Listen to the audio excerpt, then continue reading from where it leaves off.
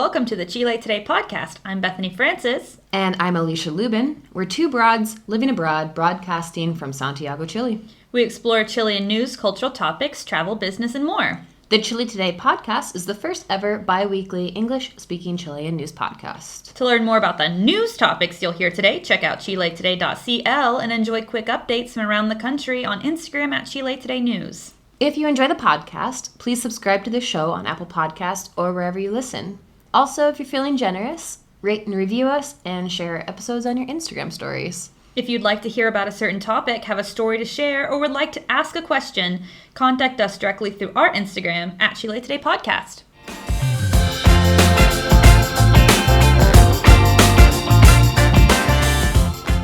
Hey, Alisha. Hey, Bethany. How are you? Good, how are you? I'm good. Trying to stay warm in this particular day that happens to be cold because yesterday was not cold. Awake. This is like cuddling and movie weather. Oh my goodness. I would do anything for some hot chocolate right now. Oh, yeah. You can buy it at the liter. And it's nice. It has the little marshmallows in it. It does. But you have to make sure you don't put too hot water in it or the marshmallows melt. But for a while, I did have real, like gigantic marshmallows, which you can also get at the liter, that I just, put one in there. One and done. It's a one and done situation. They're huge. They're huge. I like them. I like it floating around in there like a giant iceberg. And you can kind of take, little nibbles out of it. It makes, a false foam. Oh, yes. I love it. So, yeah, that's basically my dream. That I'm just surviving on marshmallows and hot chocolate right now. Right, and judging by the weather, Christmas must be the right weather? around the weather. I think, yeah, it feels like Christmas weather. I want to put up a tree. I know. I mean, at least today, the weather's, because climate change is so inconsistent right now. Usually I'm freezing my butt off in Chile at this time of year, and I think I put my heater on, my portable heater, 4 times maybe since this winter happened. Yeah. So... I don't know. Maybe it's the new apartment. It's warmer, but That's it. It's not impending doom. No, it's not. The world is not dying. Everything's fine. Everything's fine. Everything's fine. So how are you? What's going on with you? Doing good. Just working a lot and waiting for the borders to open. Oh, God. I can't even. This weekend I was so stressed because I have a trip in August to see my family. And I don't want to lie to get out of the country. So I'm just really hoping they open the borders. And they just keep extending it. My poor friend Mary. Hey, Mary. Hi, Mary. She has had to reschedule her flight four times, I think, now. Because they wait till 3 days before the border. Because the borders were supposed to... Well, we were supposed to... The extension was for this Thursday, which I think is today that you're listening to this. Was when those borders were supposed to, that was the final day, and then they extended it again until the 25th of July. So if you're listening, they have extended border closures. Cross your fingers that they open them so that I can go on my trip selfishly.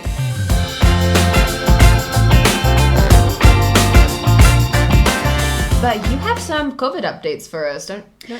I have the Paso a Paso updates, yes. Wonderful. So the thing, I know there's a lot of confusion because they have changed the Paso a Paso plan, which basically means for, literally in English, is the rules for phases and quarantine and how those have changed. So the overarching idea is that there are now going to be different rules for fully vaccinated people. That means people with the pase de movilidad versus people who are unvaccinated. So hopefully this will encourage people to get more vaccinated. So we're going to start with all of the phases and talk about the rules. So if you're still confused, get a pen and a paper. Maybe put this a little slower than I talk to get all the rules figured out. So if you're in phase 1, which is quarantine, unfortunately, you don't have any extra freedoms as a vaccinated person. Phase 1, except for the fact that you don't have to apply for permits. So what that means is if you have the vaccination pass, the pase de movilidad, basically the only freedom it gives you is you don't have to apply for a permit every time you go to the grocery store or things like that, the necessities. Gyms are still closed, restaurants are still closed, all of those things. You can't leave your area in Santiago. You can't leave your comuna if Santiago Center is in phase 1. You can't go to Providencia if they're in phase 2 or vice versa.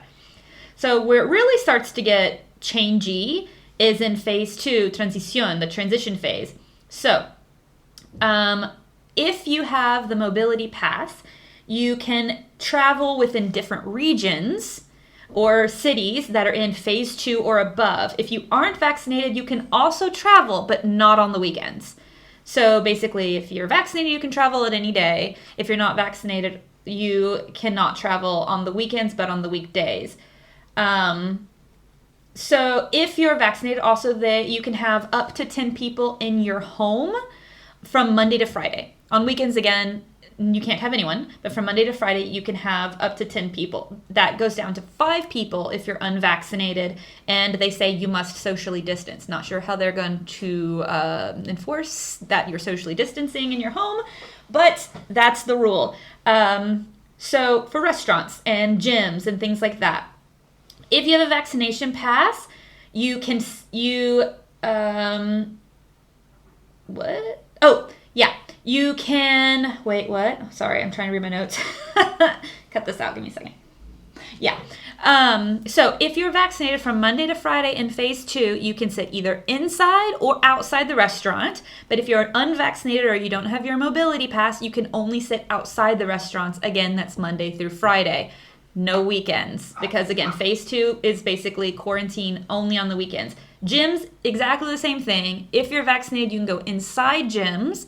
If you're unvaccinated, it says you can go outside gyms, but I don't know any gyms that have outside workout places. There's like boxing gyms. There's one in Parque Arauco, but they've been open anyway. Yeah, in phase 2, so they're just like same, but different. Yeah, so I don't know, but anyway, so gyms are going to be open. And you can go inside if you're vaccinated. And when I mean vaccinated, that's with your mobility pass. So if you're, if you're not, if you don't have a visa in Chile, but you got vaccinated somewhere else, unfortunately, that does not apply to you. Or if it hasn't been 2 weeks, it has to be 2 weeks after your second dose. And you can download that mobility pass online. So then they have public events without interaction. I'm assuming this is like fairs, like food fairs and things like that. If it's outside in phase 2, you can have 100 people that are vaccinated, 50 people unvaccinated. If you're unvaccinated outside, you can have 50 people, 25 inside. With interaction, I would assume this would be like a wedding or in the stadium. 50 people outside for those who have a mobility pass. And if you do not have a mobility pass, it's completely prohibited. Who is going to be counting and like going up to people? Like, is there going to be private security, do you think? Well, the thing is... Like, do you have your pass? Do you have your pass? Do you have your pass? I hope so. Like, I do think that restaurants will be pretty... Yeah, I can see that easily. But... Yeah, and I know that, for example, in the stadiums, they already have to do scans on every carnet and every passport when you enter the stadiums. So that's like control, like the crowds and stuff. So they're already doing scans for those kinds of things. So I feel like that would just be one of those things that they would already do. Like, where's your mobility pass? And they would scan them. So they already have scanners. For things like fairs, like, I'm not sure. I guess because they're private fairs, I guess it would depend on where the fair is and all the things. I would hope that they are, not that I want anybody to be bullied or anything, but I do want to encourage more people to get vaccinated. So, I mean, it's not a big, just get your vaccination and then you're good. You go in again, private entity, the gym. The gyms want to make money. They haven't been making money for years. They're going to be, I feel like, as strict as possible with those rules, just in case. So I don't know. We'll see what happens. So that's phase 2, y'all. Looking at phase 3, preparation. So for, again, interregional travel, there's no restrictions for both groups as long as you have a sanitary passport, which the sanitary passport's just your thing that you go online and you apply for and you say, I do not have COVID and a fever, which is basically nothing. But it's very simple. It's very simple. So for private events, which is like if you have people in your home, if you're vaccinated, you can have 20 people in your home. If you're unvaccinated, you can have 10 in your home. Whoever has 20 friends, what? Okay, I don't have that many friends. So anyway, restaurants can have people with their vaccines both inside and outside every day, even on weekends, but only outside again with those without a pass. Same for gyms. So for events with interaction, you can have 1,000 people with mobility pass for outside events, 500 inside. That goes down to 200 without the mobility pass outside, 100 inside. For those with interactions, you can have 200 with mobility pass outside, 100 inside. Without the mobility pass, 100 outside, 25 inside. Just outside, inside, outside, inside. Basically the idea is if you're wanting to do an event, or if you're hosting an event, or if you're going to an event, check the numbers online because it changes with everything. Okay, this next one is really, really important. This is phase 4, which is called opening. There are restrictions and rules for opening. We don't have a complete phase 5 yet, which is going back to normal. There are still restrictions here. Sweet, sweet freedom. Right. So this is important. So for travel, you can travel with or without a mobility pass as long as you apply for a permit online, just like in phase 3. Private meetings, you can only have 40 people. Who has 40 friends? I don't know. If you're vaccinated, unvaccinated, that's 20. Okay, so there's still restrictions on how many people you can have. Restaurants can have people with or without a mobility pass inside and outside. Same thing for gyms. But with events without interaction, you can have 5,000 people vaccinated inside, 1,000 people unvaccinated. Wait, what? I said that backwards. 5,000 outside, 1,000 inside for mobility passes. This goes down without mobility passes, so that would be 500 outside, 200 inside. So with interactions, that goes down 1,000 inside, 1,000 outside, 250 inside for pass holders. Okay, so with interaction, that's 1,000 outside, 250 inside for pass holders, 250 outside, 100 for those without. So what I'm assuming that they're going to do is, like, for example, if you have a wedding, you have to, if you're going to invite anyone and everyone, right? Like, you're not going to just invite people who are vaccinated. It's going to restrict your numbers, right? So for private events, I think is the thing. Like, you can only come to this if you're vaccinated. That way we can have 5,000 people or whatever outside. But so I'm not exactly sure how it's going to work. It's so new. I'm sure we'll update you about the faults and positives and what's been happening as we get along with this. Lots of numbers. Basically, if you're going to go to an event, be vaccinated, get your mobility pass. If you're not vaccinated, check those numbers. And just stay safe, y'all. And speaking of vaccinations, the president of Las Condes' clinic board, Alejandro Gil Gomez, received a third dose of the coronavirus vaccine after reportedly demanding the inoculation. This ended up with a sanitary summary by the ministry regional secretary. Gil had already received 2 doses of Sinovac's corona vaccine when the nurses told him that he wasn't eligible to receive a third Pfizer dose. Gayete and Gil both existed, claiming that he regularly went to high-risk areas. The nurses then proceeded to vaccinate him. You mean demanded? Yeah, he was just like, you have to give it to me. Resisted. The 2 nurses later complained to their superiors, and after one of them was identified, she was fired without compensation.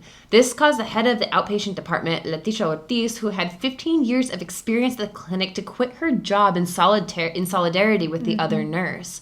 Ortiz was not the only one to leave the clinic. The head of the clinic's medical body, Viviana Hersovic, wrote a letter in which she too resigned and said that she was saddened and ashamed with the news made public. It seemed that ethical limits are not enough, and the fear has moved the line what is tolerable within the clinic. Gil defended himself after the news was made public, talking to La Tercera and saying that the third dose had been recommended by his personal physician. Ugh. When asked if he had any self-criticism about the incident, he simply said that the clinic was working on its defense in response to the ministry regional secretary's summary. The immunity provided by the Sinovac vaccine, which has been given about 77% of Chile's population, a little bit more now, has yet to be determined as to the new variants circulating throughout the country. A study by a group of investigators from Brazil, Spain, and the United States indicated that the vaccine is only around 42% effective against the Brazilian variant for people over the age of 70. Studies as to its effectiveness against the Delta variant, which is the most recent variant to arrive in Chile and potentially one of the most contagious, has yet to be completed. Yeah, so basically this guy was like, I get a third vaccine when everybody else is still in line trying to get vaccines, which is illegal. you're not special, whatever your name is. Dude. Gil. You're not special, Gil. Fish from Finding Nemo. But also just very sad that people came forward and were like, hey, I think this is not right. And they were let go. And I know that people have cited privacy concerns, like they're not really allowed to divulge what's happening with patient, confidentiality. But where's the line with that? I'm so tired of rich people, like, just being like, the rules don't apply to me. I'm rich, so I get the vaccine first. And it's, dude, come on. We all want this fucking thing to end. We all do. Like, stop jumping the line. Stop thinking that you're better than everybody else and rules don't apply to you. Like, stop. Rules apply to you, Pinguino. Gosh. Stop getting your penguin vaccines. Yeah, I don't know. Like, there have also been 10 more people that they found out have also given themselves a third vaccine. Because that's probably going to happen. We're probably going to all get a third vaccine. Petty even said, I just belched. Buddy's even said that we're probably going to start in September with a third vaccine, which is great, but you gotta wait. Wait your turn, dude. Oh. And that poor nurse. Poor thing. Okay. Well, in other news, the U.S. Embassy has a new ambassador to Chile. So Joe Biden, the president of the U.S., appointed Bernadette Meehan. She has, as the ambassador, she's linked to the Obama Foundation as his representative, and she's been representing Chile. She's represented Chile before. She was the executive vice president of global programs for the Obama Foundation, and she served as a foreign service for more than a decade. When she was a diplomat, she had various positions, including special assistant during Hillary Clinton's term as Secretary of State. That was 2009 to 2013. In addition, she has experience in Dubai and Baghdad, which is super cool. Meehan has worked also as a consular officer in Colombia. So she has some Latin American experience as well. So the White House announced the nomination of Denise Campbell Bauer to France, if you're interested. And the Principality of Monaco, they announced Peter Haas as the diplomat delegate to Bangladesh. These have to be confirmed by the Senate before assuming their functions, but they don't think there's going to be any conflict, and that's probably going to happen. So, there you go, new ambassador. New ambassador and new president of the Constitutional Convention. Ooh, I'm excited about this one. Alisha Loncon is now the president of the Constitutional Convention. During its first meeting, the convention's constituents chose their leaders. It's a hard word. Chose their leaders, and even though Loncon didn't win the necessary 78 votes on her first try, the runoff gave her a decisive victory with 96 votes. After Loncon won, she delivered a speech in which she thanked the people who voted for her for, quote, giving their trust and voting for a Mapuche woman to change the history of this country. And she added, this convention will transform the country and turn it into a multinational, intercultural country. Oh, love it. Loncon studied English at the University of Frontera in the La Araucanía region, with postgraduate courses in the Institute of Social Studies in Holland and at the University of Regina in Canada. She has a master's in linguistics from the Universidad Automática Metropolitana, that is also hard, from UAMI in Mexico, and a PhD in the humanities from the University of Leiden in Holland as well. And a doctorate in literature from the Pontificia Universidad Católica. There you go. De Chile. She currently works as a professor at the University of Santiago and at the Pontifical Universidad Católica. Thank you so much. She is also a part of the Education and Linguistics Rights for the Native Communities of Chile network.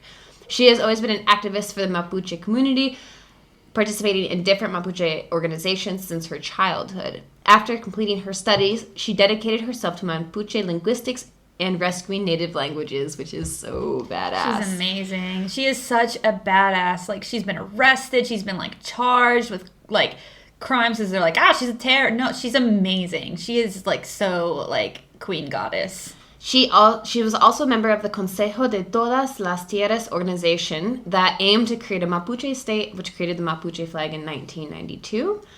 Although she is not currently an active member of any political parties, she sympathizes with left-wing ideology. She was elected a convention member with 11,715 votes, representing the native communities of various regions in Chile. She's amazing. I was so amazed and proud when an Indigenous woman became the face of the Chilean constitution, and it's like jaw-dropping for me. Because the previous constitution, correct me if I'm wrong, but it didn't have representation for the absolutely Indigenous not. peoples, correct? Absolutely not. I mean, the previous constitution would have probably been happy if the Indigenous people just didn't exist. So that's a big step. That's a big step within like 40 years-ish, roughly, give or take. Like, that's huge, from having no representation to becoming the president of the Constitutional Convention. Yeah, and thank goodness, because we've talked about it in previous podcasts, the left fought tooth and nail to get Indigenous representation, and the right wing didn't even want Indigenous representation at all in the Constitutional Convention. But the left fought to set aside seats to make sure that each Indigenous community had representation based on the population, had a voice. Yeah. And it's like, yeah, we need to be fighting for that's the things we need to be fighting for. And I'm so proud. And there are so many things coming up. The primary elections are this weekend. We'll keep you updated about that. We'll have a podcast 2 weeks, like a week and a half after that. So if you want live updates, go to chilettoday.cl for the news, or follow Chile Today News. Oh, we'll just, in our podcast Instagram too, we'll have all that too, at Chile Today Podcast. So exciting times for Chile politically. We'll keep you updated. Exciting!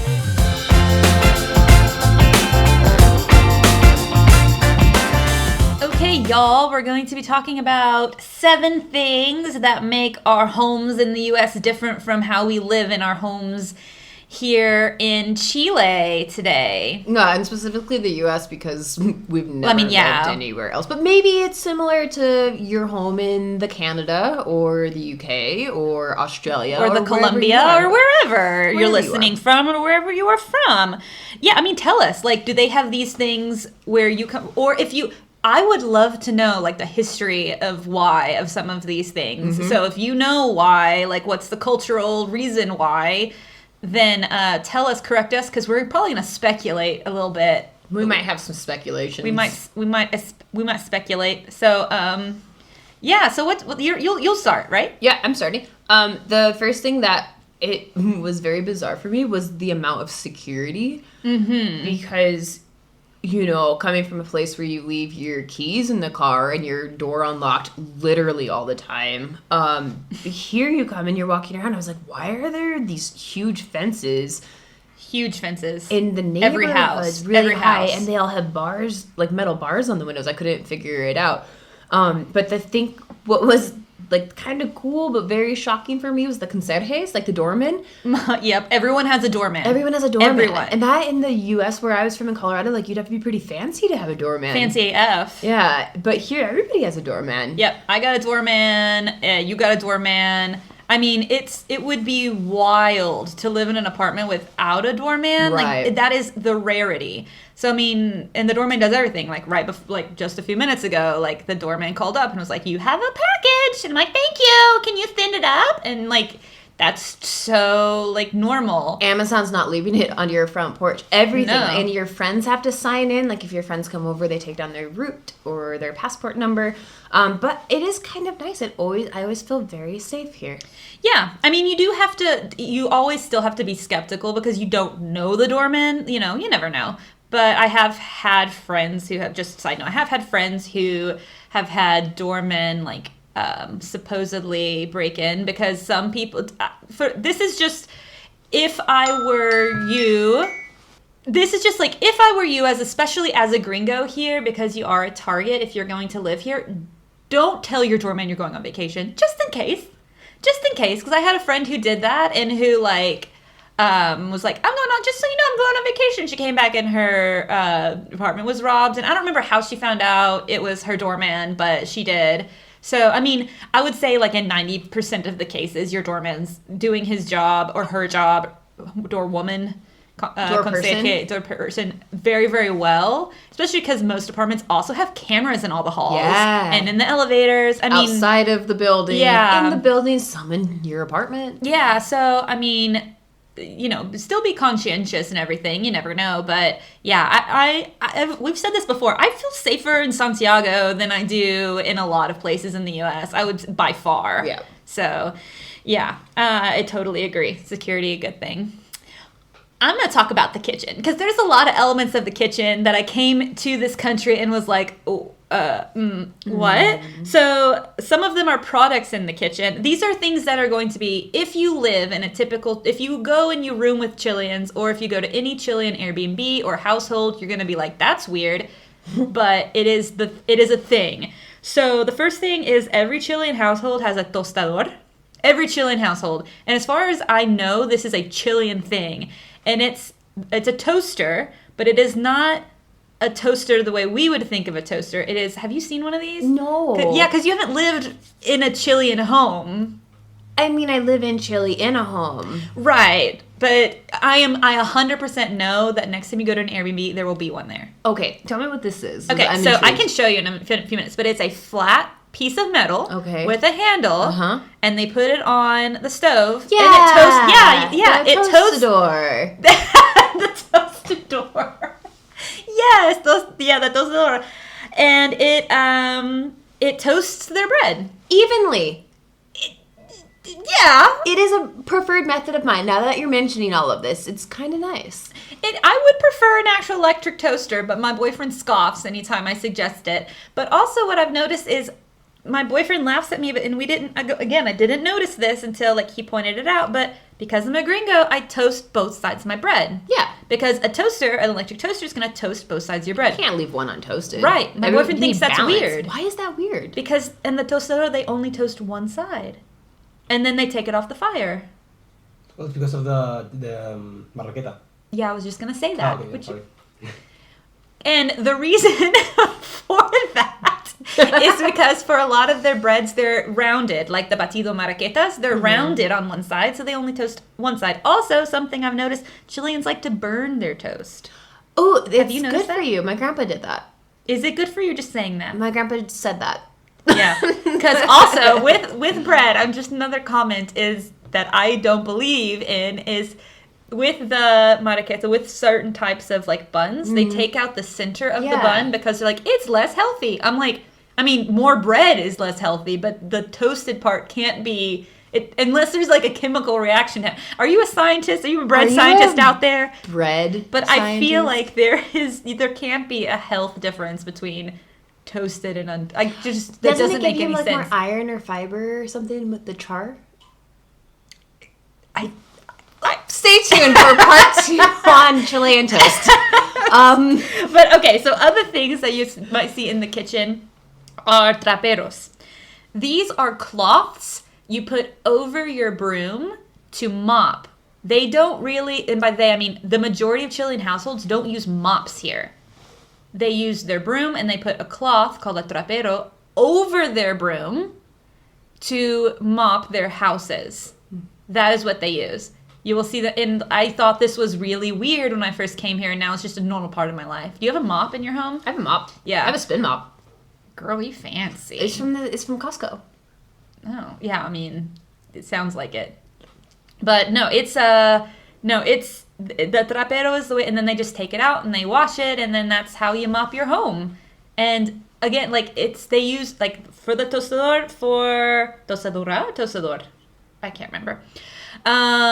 For those things, it's just it's always worked for us. Why would we change it if it's not broken? For us, it's a thing. For gringos a lot of time, it's electric toaster is obviously better than just putting it in the fire, or this mop is better than just a broom. But for them, it's why do I need a mop if I have this cloth thingy? Small trash cans. Small. Irrationally small trash cans in the kitchen. In the kitchen. I was like, bathroom. No, in the kitchen, so in the US, you have the big trash can that comes to your hip in the kitchen that you put all your crap. Yeah. And then you take it out, right, every day. No, it's a small mid-calf. Do you have a big trash can? Yeah. Okay, see, this is not Chilean. The Chileans, you're going to have pay attention to the next time you go to an Airbnb. Okay. Their trash cans are small, smaller height than your knee trash cans that they have in the kitchen, and you take the trash out almost every day. And their trash bags are small. Probably noticed that a majority of the trash bags are really small. I have, and then they have like a giant size. Which Yeah, like also where you does just not. put where you put dead bodies. Exactly. Yeah. So yeah, it's like irrational because for me it was like, but You don't compost your bodies? no, I do. They're in my compostera. I was gonna say, like, I thought I saw on no. Gringos Go But Green. most people don't compost their bodies because they're Here. not ecological, right? Yeah. Yeah. Okay. So it does take a long time though. Those worms really It go to does. town. Yeah, I've noticed that here. I don't know if it's the climate or... But yeah, if you come like visit here and live with a Chilean or you stay at an Airbnb, you'll notice that you're gonna have to take the trash out a lot more because for some reason, and honestly, probably the space in the kitchen as well. Like, I don't know if you were gonna talk about this, but the kitchens are all like a lot of kitchens are closed in. They're closed in and they're rectangular. They're not like square and open like in the States. they're long and rectangular, and then they have the cocina americana, which is becoming more and more popular here, which is the open kitchen, and that's why they're called American kitchens because that's a thing that's new here that they're like, oh, kitchens are open in the U.S. I do not like cocina americanas because I cook too much, and my entire home would smell like food forever. Yeah. Anyway, that's a couple things that's going to be different in your kitchen besides having to like light your own stove and almost burn your face off. But that's just normal. Depending on where you live, you might have a Nana. I found that was very interesting because in the U.S., you'd have to be pretty wealthy to have somebody come and work in your home. Oh, yeah. It's so normal here. Or like my Midwestern parents, you just like, that's why you have a kid. And, but yeah, here it's pretty normal to go into your friends' homes depending on where you live. And there is a person, typically a woman, that's working and like helping clean and helping sometimes cook or helping sometimes with the kids. Mm-hmm. But yeah, here it's pretty normal to have what they call like a Nana. Yeah, and in some parts of Chile, it's weird to not have one, especially if you have kids. When I moved here, because I'm from a blue-collar family, it made me deeply uncomfortable. Like, the whole idea of having someone else do the things that you should be doing in your home, which should, I put in quotes, was really uncomfortable to me, because I was raised in that, like, culture of, like, take care of your own shit, you know? Now it's, like, super normal, and a lot of people have them, and I agree if like you have a family and a lot of things to do, like it makes sense to have them. Though I'm going to put a big caveat here and say don't treat your nanas like second-class citizens. Ooh, and also pay them well. Pay them well. If they want a contract, give them a contract so they can get, if they're from a different country, that they can get their visa. Pay Give them well. their holidays off. Oh my God. Oh, I've seen so many nanas working Christmas to serve like the rich people their food and stuff and take care of the kids. And I'm like, you know what? Christmas, one day of the year, take care of your kids, you know, so that your nana can go be with their family. So, so I'm not against nanas or anything. I have friends who need them for various reasons. And I think that if you pay them well and... It creates a job. Yeah, it creates a job. It gives people money, you know, do you, but don't treat them as inferior. There are people who treat them as inferior and don't pay them well. They're like, oh, well, the price for a nana is this, so that's what I'm going to pay. Pay them enough to survive. Right. You know? So, yeah, that is very common here. Oh, my turn. So paper in this country is weird. I'm mentioning paper as office supplies because my home is now my office. And the normal printer paper here is longer than, have you noticed this? No. I had a printer and it came without the cable and I was like, yeah. No, like if you, the normal quote unquote paper here, like for contracts, Penguino's nodding, and just regular paper that anything's printed on is long. I can't remember what it's called, but it's like about 3 inches longer than what you would normally use as regular printer paper in the US. It's weird. Like legal size? Isn't it called legal? I think it's the difference between saying carta or letter versus legal. And it's like literally, they're long. And like if you have like a regular binder here, it's going to stick out of the binder and everything. It's real weird. That and like average notebooks like you would write in do not have lines. Right. It's all graph paper. Like you have to go out and search for a notebook that has lines.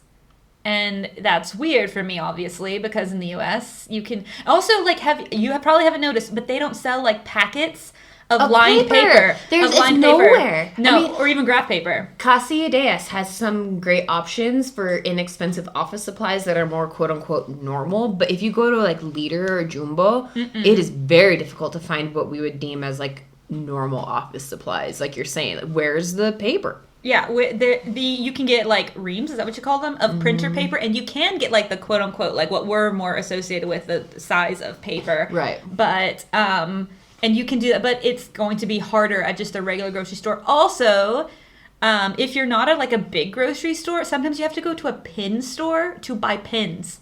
And what you get at like a regular grocery store is going to be like, there's a pin quality difference in Chile. There's a pin, like you have to invest in pins here or they're just going to like crap out on you. So just a quick note, like I said, Casa Ideas, but also Papelaria, they have some nice office supplies. Lapis Lopez, Nacional, but like, yeah, your general grocery store isn't going to like have the hookup. You have to go to an office supply store, right, if you want to get good office supplies. So that's if you're starting a business in Chile or you're coming here to work or be a teacher or something like that, or student, like keep that in mind. I remember my first like couple of weeks here, I lived in a neighborhood that didn't have a big grocery store. It just had like a Leader Express, which is really small.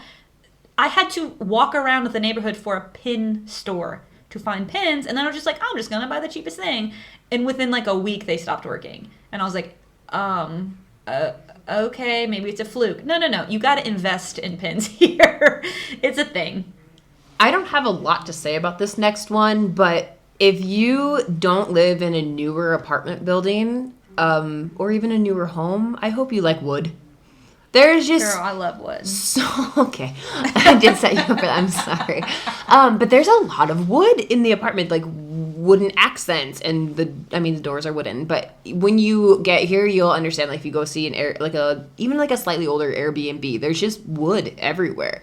And carpet's not a thing here, which I'm actually happy about, because now that I haven't lived with carpet and I have swept and vacuumed and mopped as much as I have because of the pollution, the idea of carpet disgusts me. Heebie-jeebies. Yeah, I'm like a week and a half in Santiago and your floors are covered with a layer of smog dust. I can't even imagine like what you track in on carpet just in normal. I can't. I don't want to think about it. I don't like. If you have carpet in your home, I would highly suggest not doing that anymore. And don't have people over. And imagine like people just walk in with their shoes. It's so weird on now. Your carpet, and I'm like, oh my gosh, like I can see the footprints that people make just like coming in. And I'm like, imagine having carpet. Like you don't even see that. I'm just gonna carpet tangent. Anyway, so yeah, everybody's got hardwood floors. Everyone's got wood. Not hardwood necessarily. Sometimes it's softwood. Okay. So my next thing is no heating, no air conditioning. There you go. That's I mean, it is what it is. Like I know right now in the US things are really bad with like heat and things like that, and I'm not gonna say like call out anybody for using their air conditioning, but I do feel normally when it's the US in the summer, like where I'm from, like people are like, it's so hot, my air conditioning won't keep up with it. And I'm like, I don't have an air conditioner. I'm sitting in my shorts and a tank top in the middle of my living room sweating onto my couch. Yeah, like, there are two options, naked or two sweaters. Those are the seasons. Like, oh yeah. Like right now we're all sitting in my apartment, like with our long sleeve shirts and our sweaters, and actually it's not that cold outside. It's not, and it's, yeah. I mean, it's not, like, especially like if you go to a really cold part of the country, or if you go to the beach or something where it's windy, it is so normal to be in the winter like sitting inside with your long sleeve shirt, full coat, and scarf, like just sitting in the living room chilling out, like, and you get used to it. It's not that bad. It's not like bad now. It's the luxuries that like people think they can't live without. You can live without it. I mean, maybe not right now. Like I said, if your particular state is on fire, that might be a necessity. But if that would happen in Santiago, we would be in real bad shape. My last one was there's like not really dryers. Maybe your apartment building might have like a lavanderia. Is that what it's called? Like a laundry. Yeah, mat. Your apartment building might have a laundromat, But your apartment and or house probably won't have a clothes dryer. Yeah. Clothing dryer? If a dryer hookup. If you are lucky enough to have an apartment that has a washer hookup, which that's a big if, and that's with newer buildings, 99% of apartments here do not have a dryer hookup. Get yourself a rack. Yeah. I mean, it's just not a thing. And it's considered very, like, luxurious to have a dryer. Like, my boyfriend's parents have a dryer, but they are kind of luxurious. But it's weird. It's, like, it's not normal at all. Like I said, like 99%. It's like Chile lujo. It's super lujo.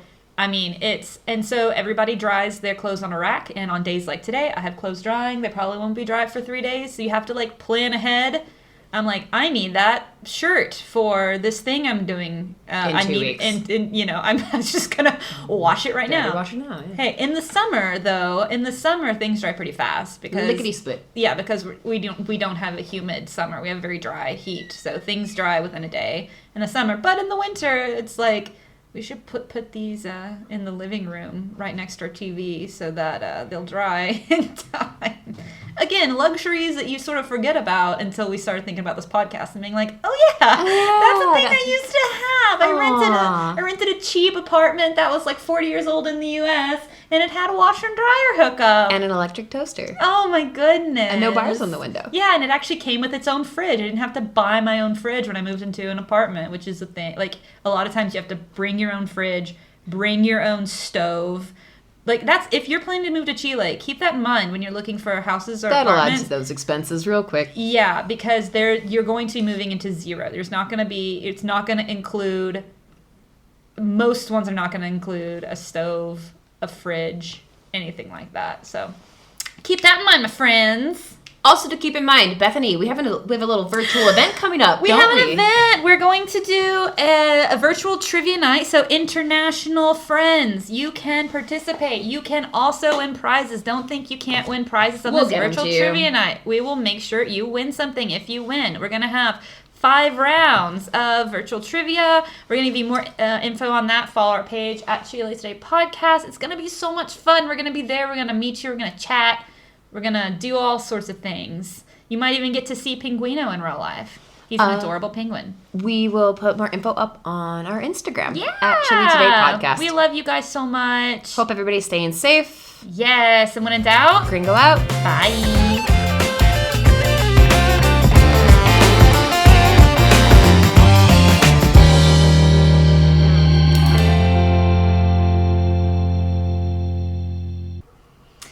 Hey guys, the Chile Today podcast is produced by Diego Pinguino Rivera.